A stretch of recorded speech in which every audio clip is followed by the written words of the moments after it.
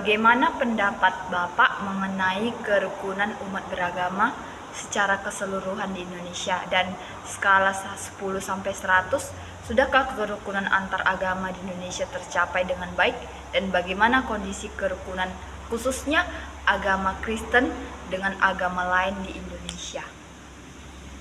Menurut pendapat saya bahwa kerukunan beragama di Indonesia secara umum sebenarnya sudah bagus.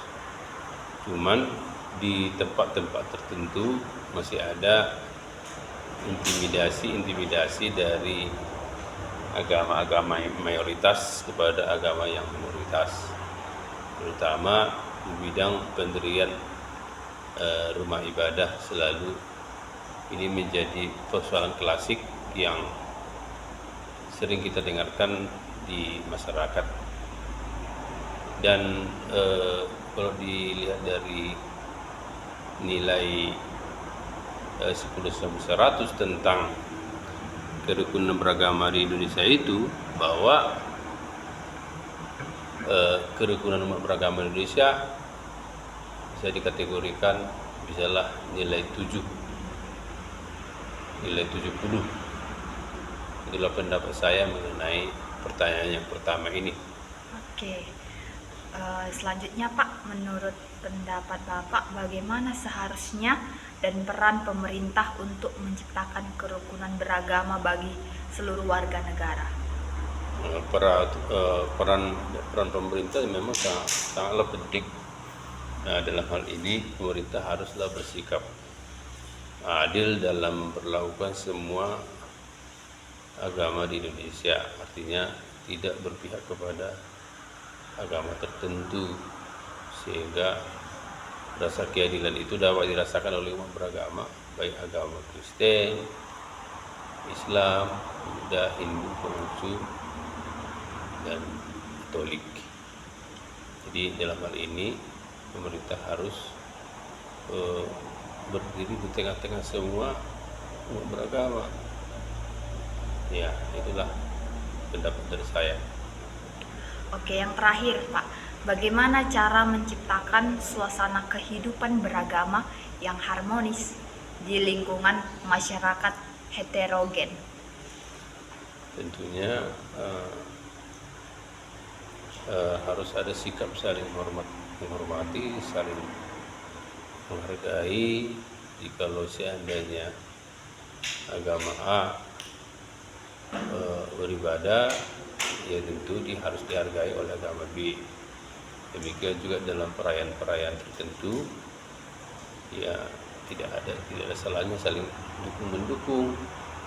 Seperti yang kita dengarkan di Surabaya, kalau gereja merayakan Natal, pemuda Banser dari Nahdlatul Ulama itu ikut menjadi tenaga keamanan di sana, sehingga acara Natal, acara Idul Fitri, acara Ramadan itu berjalan dengan baik, tidak ada gangguan sama sekali. Walaupun ada kasus-kasus tertentu yang kesannya ada intimidasi, itu hanya di kasus-kasus atau daerah-daerah tertentu saja. Nah, secara nasional tidaklah demikian. Jadi sebagai kita orang Kristen lah misalnya, ya kita menghargai orang yang lagi sholat, orang lagi ibadah. Tidak bisa memasang-masang musik misalnya, atau mancing-mancing keributan misalnya, dan itu pun tidak ada gunanya. Dan dalam memberitakan Injil pun dalam versi agama Kristen tidak ada yang disebut dengan istilah pemaksaan, semua kerelaan. Itu jadi kira-kira begitulah sikap kita dalam bangsa, dalam masyarakat yang heterogen, yang multikultur, yang multi agama, dan multi suku di Indonesia. Oke, terima kasih atas waktunya ya Pak. Terima kasih, sama-sama. Dalam ajaran agama Islam, Bagaimana kerukunan antar umat beragama diajarkan? Kerukunan antar umat agama Islam diajarkan sangatlah tinggi, saling menghargai, saling menghormati, dan hidup secara damai dengan pemeluk agama lainnya. Menurut kakak, bagaimana seharusnya setiap umat menjaga kerukunan antar agama di dunia ini? Kalau yang kami pelajari dalam agama Katolik, untuk menjaga kerukunan antar agama di dalam dunia ini, kita harus menjalin salam toleransi dan juga saling menjalin kasih satu sama lain agar kerukunan di seluruh agama dunia ini agar tetap terjalin dengan baik. Itu saja. Pertanyaan selanjutnya, Kak. Dalam ajaran agama Katolik, bagaimana kerukunan antar umat beragama diajarkan? Dalam ajaran agama Katolik, untuk menjalin kerukunan antara agama, kita harus saling menghormati dan saling peduli kepada sesama agar terjadinya kedamaian serta kerjasama antar agama dengan baik, terutamanya saling peduli satu sama lain. Terima kasih. Oke. Menurut saya, kerukunan di Indonesia itu sudah cukup baik walaupun belum sempurna. Untuk memberi nilai skala 10-100, saya akan memberikan nilai 70. Sebagai umat Buddha sendiri di Indonesia, saya juga bisa hidup rukun dengan agama lain asalkan saling menghargai. Untuk ajaran Buddha tentang kerukunan tentu saja ada. Kita diajarin buat saling menghormati, gak memaksa keyakinan, rukun, dan hidup penuh cinta kasih. Jadi rukun itu juga bagian dari kehidupan kita sehari-hari ke semua makhluk hidup. Menurut agama Kristen Protestan, bagaimanakah kerukunan antar umat beragama diajarkan?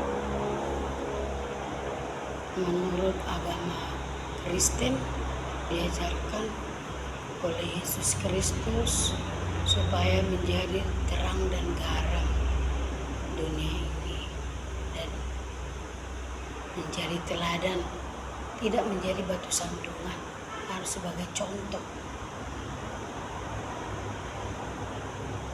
Oke, pertanyaan selanjutnya, Ibu. Menurut pendapat Ibu, bagaimana seharusnya setiap umat menjaga kerukunan antar agama di dunia ini? Ya harus rukun lah, jangan membeda-bedakan agama A dengan agama B. Tidak boleh saling mengejek, tidak boleh saling mencaci. Kan tujuan kita hanya menyembah Tuhan yang Maha Kuasa. Harus berdamailah kita satu dengan yang lain. Oke, terima kasih, Bu. Sama-sama.